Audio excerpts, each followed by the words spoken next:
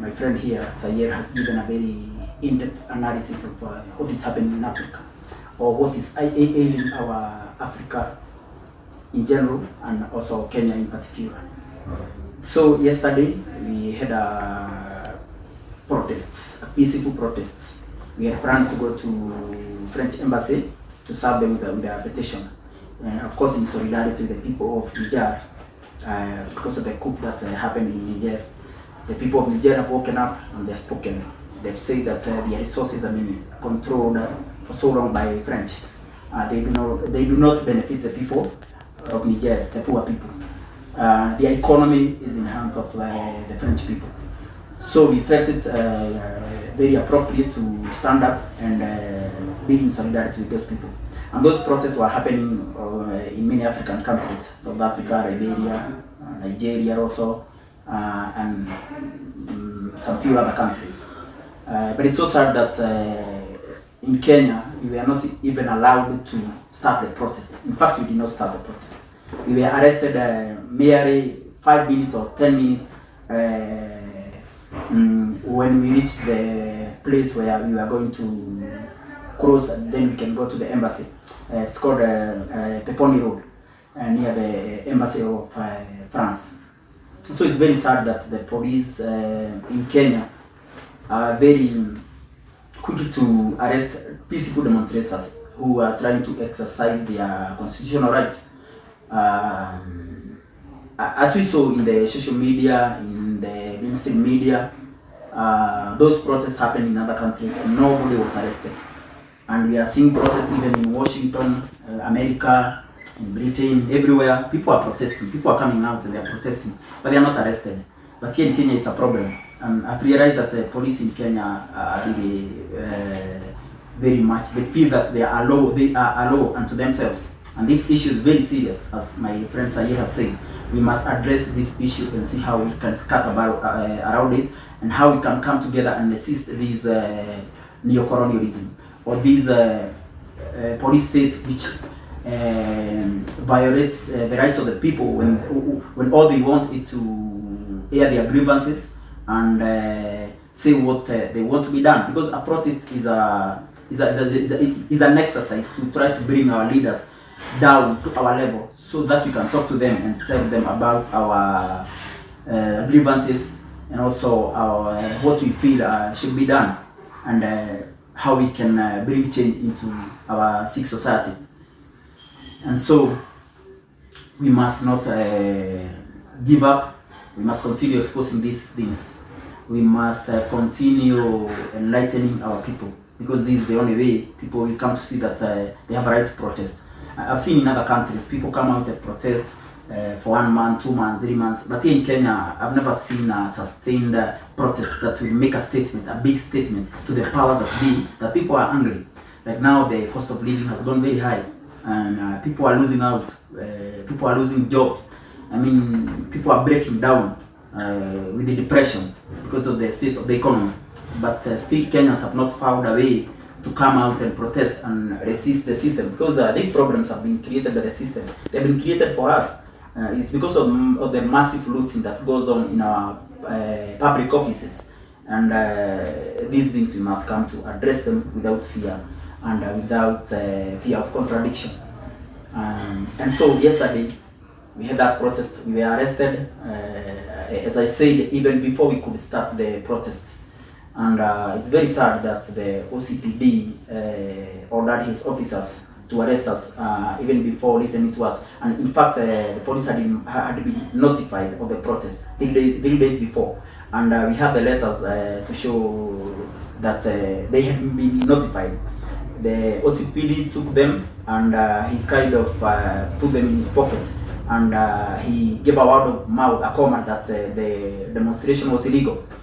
So I don't understand how we should go about it, because we had notified them, and also the constitution says that we have a right to protest, Article 37. And I also realized they are very protective of those rich people there, because when they saw us, like we were maybe 30 people in number, they were very, very scared, because where the French embassy is, let's say it's a place of rich suburbs. and so they were very scared, and they overreacted. That's what I can say. But I think people should come out and do those kind of protests. Let's take them there to their neighborhoods.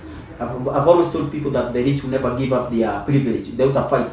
So we must not be afraid of coming out and saving our country and fighting for our rights. Because as long as we don't fight for them, we will never get them. And as long as we do not fight for our survival, for our very lives, we do not deserve that life. We have to come out and see how we will carry out a demonstration, a protest that will make a statement to the powers that be, to the current president. And I've said that we must demystify the office of the president.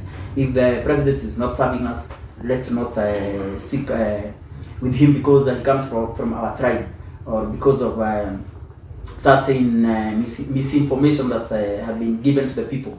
I believe it's time for us to come and see that the war that must be fought in this country is about bringing our people out of mental slavery.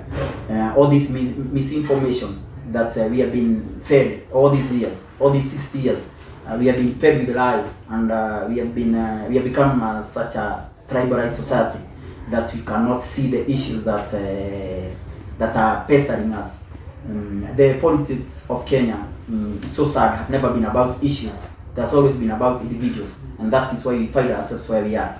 The more things change here in our country, the more they remain the same, and they will continue being the same unless we come out and see that we cannot get change at the ballot. I think these people control the system from everywhere. And so to expect that we can go to the ballot and vote these people out is daydreaming. So we must come with an idea, a strong idea, an idea that will bring us together, all of us together, regardless of where you come from, whether you come from Mombasa, whether you come from Murang'a, from Kisumu, from any area of this country. We must fight oppressors. An oppressor does not have a tribe. An oppressor does not have a face also. And so we must come and fight these people. Whether he is your brother, whether he is your father, he is an oppressor. And so it's so sad that we have never overcome the trauma of colonialism. Yes, still so sad that we Africans inherited the colonial mentality that was given to us by the departing colonialists. In fact, the colonialists never left. Henry Clark, who was a European, he was a powerful European by the time the countries of Africa were getting independence, said that we Africans inherited European colonial systems the same way they were intact before colonialism. So we are still using the same European systems. And as my friend said, the issue of boundaries comes in. We follow borders and we have kept them 60 years after independence because we do not know, we have not come to realize that we are still slaves of the West. Our economy, our country, in fact our land, our fathers never got back the land that they were fighting for.